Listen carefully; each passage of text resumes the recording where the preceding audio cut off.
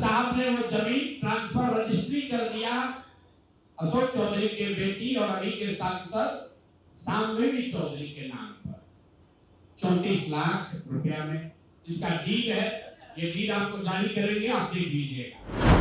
तो मैं आपके जरिए उनसे भी आग्रह करूंगा कि सर, आप तो जीवन भर ईमानदारी के लिए आपका नाम हम लोग जानते हैं, ये बताएं कि आपके ये न्यास के माध्यम से सैकड़ों करोड़ रुपए की जमीन कहां से खरीदी जा रही है।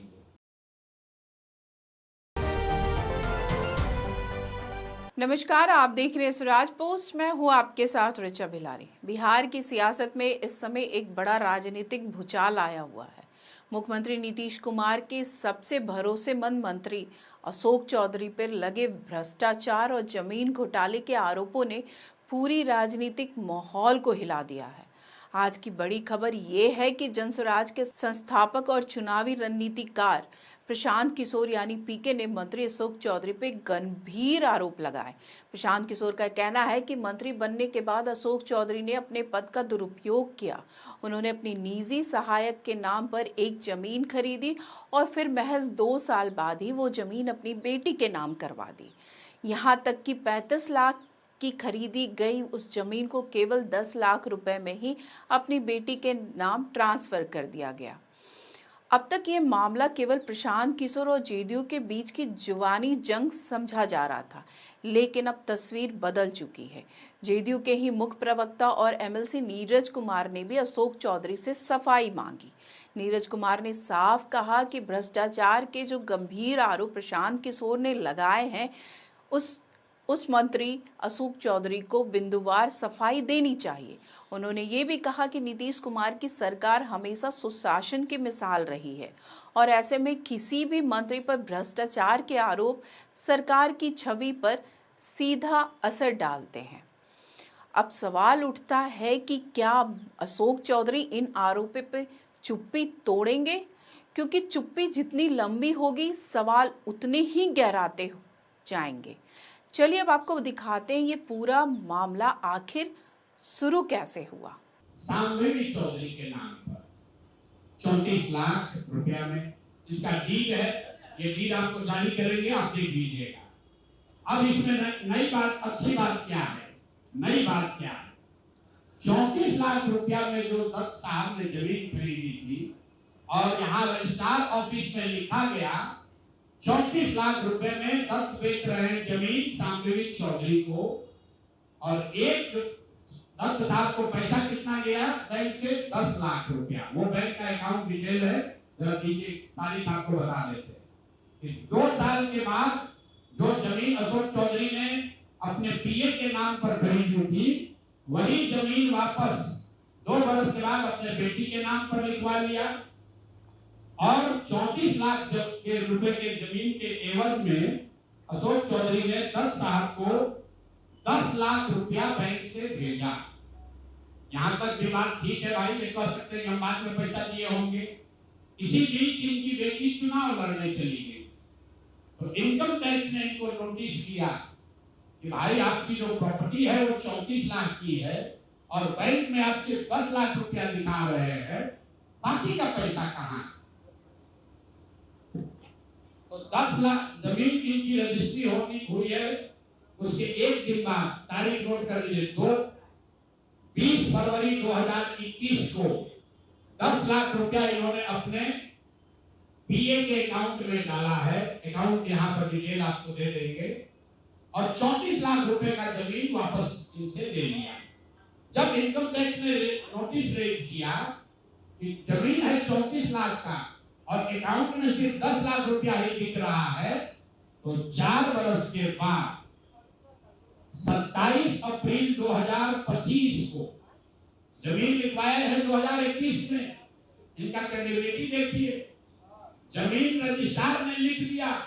आप हम जाते हैं, उसको खड़ा करके पूछता है भैया कहाँ है रुपया, कहाँ दिए? ये 19 में इन्होंने बेनामी जमीन खरीदी पीए के नाम पर, 21 में उस जमीन को वापस अपने बेटी के नाम पर लिखवाया। 10 लाख रुपया का ट्रांजैक्शन हुआ।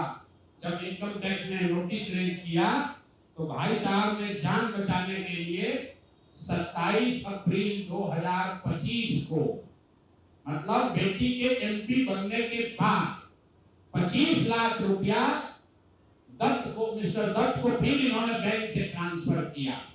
तो मैं आपके जरिए अशोक चौधरी जी, जो अपने आप को महादेव का भक्त बताते हैं, हमको तो लक्ष्मी के ही भक्त ज्यादा दिखते हैं, महादेव के भक्त नहीं है, ये लक्ष्मी के भक्त हैं। अगर आपने 34 लाख रुपए की जमीन अपने पीए से अपने बेटी के नाम पर खरीदी तो उसका भुगतान क्यों नहीं किया? 10 लाख की क्यों भुगतान किया? और अगर आप कहते हैं कि 10 लाख की भुगतान तय हुआ था, तो फिर बाद में 25 लाख रुपया 3 वर्ष के बाद इनकम टैक्स के नोटिस आने के बाद क्यों किया?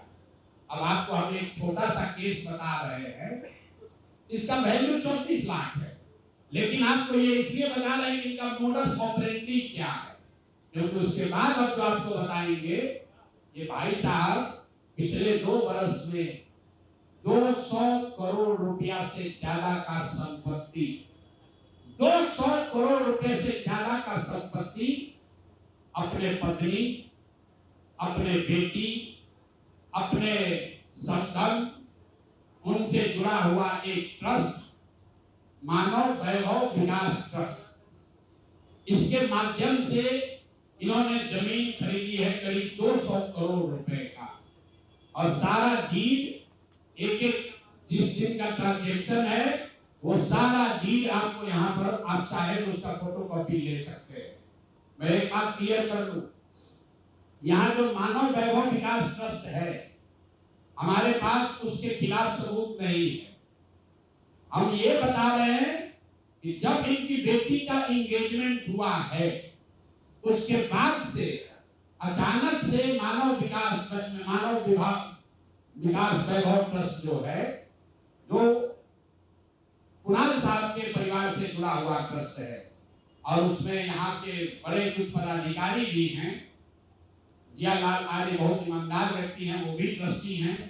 तो मैं आपके जरिए उनसे भी आग्रह करूंगा कि सर, आप तो जीवन भर ईमानदारी के लिए आपका नाम हम लोग जानते हैं, ये बताएं कि आपके ये न्यास के माध्यम से सैकड़ों करोड़ रुपए की जमीन कहां से खरीदी जा रही है। तो आपने देखा कि प्रशांत किशोर किस तरह से आरोप लगा रहे हैं कि मंत्री ने पद का दुरुपयोग करके फायदा उठाया, और अब पार्टी के भीतर से ही आवाज उठने लगी है। जेडीयू ने प्रशांत किशोर के आरोपों के मामले में साफ किनारा कर लिया है और अपने मंत्री अशोक चौधरी से दूरी बना रखी है। वहीं बीजेपी ने सीधे तौर पर प्रशांत किशोर पर हमला बोलते हुए उन पर भ्रष्टाचार, टैक्स चोरी जैसे गंभीर आरोप लगा दिए हैं। बीजेपी ने कहा कि प्रशांत किशोर को बताना चाहिए कि दूसरे राज्यों से पैसा लेकर वो बिहार में उनका इस्तेमाल क्यों कर रहे हैं, आखिर कौन कौन सी कंपनी उन्हें ये धन दे रही है और वो ऐसे घाटे में चल रही कंपनी से पैसा क्यों ले रहे हैं।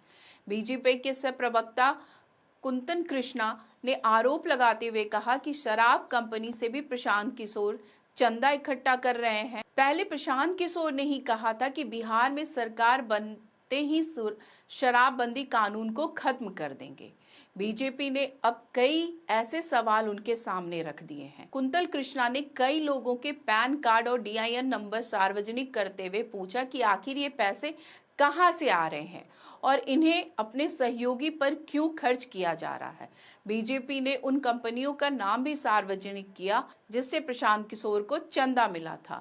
आईपेक जैसे संस्थानों से लेकर कई अन्य कंपनी तक कुल मिलाकर 300 करोड़ से ज्यादा का सवाल खड़ा हो गया है। बीजेपी ने प्रियंका नाम की महिला का भी नाम लिया है और उनके पैन कार्ड व DIN नंबर को सार्वजनिक किया है। दावा किया गया कि ये प्रियंका प्रशांत किशोर की बहन है और उनके खाते में भारी रकम आई है। यानी यह मामला केवल बाहरी हमलों तक सीमित नहीं रहा। अब सवाल जेडीयू के भीतर से भी उठ रहे हैं। यही कारण है कि अशोक चौधरी की चुप्पी और भी सवाल खड़े कर रही है। विपक्ष ने इस पूरे मामले को हाथों हाथ लिया है। राजद और कांग्रेस ने सवाल उठाया कि अगर नीतीश कुमार सचमुच जीरो टॉलरेंस की नीति पर चलते हैं तो फिर अपने मंत्री पर कार्रवाई क्यों नहीं करते। वहीं बीजेपी के गलियारों ने ये चर्चा होने लगी है कि क्या नीतीश कुमार को अपनी सरकार की साफ सुथरी छवि बचाने के लिए अशोक चौधरी पर कोई कदम उठाना पड़ेगा। अब सबसे अहम सवाल यही है कि क्या अशोक चौधरी खुलकर सामने आएंगे और अपने ऊपर आरोपों का जवाब देंगे। क्या जेडीयू की ओर से कोई ठोस कार्रवाई होगी या ये मामला केवल पार्टी की चार दीवारी के भीतर ही दबकर रह जाएगा। फिलहाल ये तो साफ हो गया है कि नीतीश सरकार के वरिष्ठ मंत्री पर लगे ये गंभीर आरोप ना तो अशोक चौधरी बल्कि पूरी जेडीयू व नीतीश कुमार की सुशासन वाली छवि को भी असहज स्थिति में ला खड़ा कर दिया है। अब निगाहें टिकी है अशोक चौधरी पे। देखना है कि आरोपों का जवाब देंगे या फिर मामले को सियासी रणनीति के तरह ठंडे बस्ते में डाल दिया जाएगा। तो आज के इस वीडियो में बस इतना ही। आगे की खबरों के लिए देखते रहे स्वराज पोस्ट। अगर आप यूट्यूब पे देख रहे हैं तो चैनल सब्सक्राइब करें, फेसबुक पे देख रहे हैं तो पेज फॉलो करें। धन्यवाद।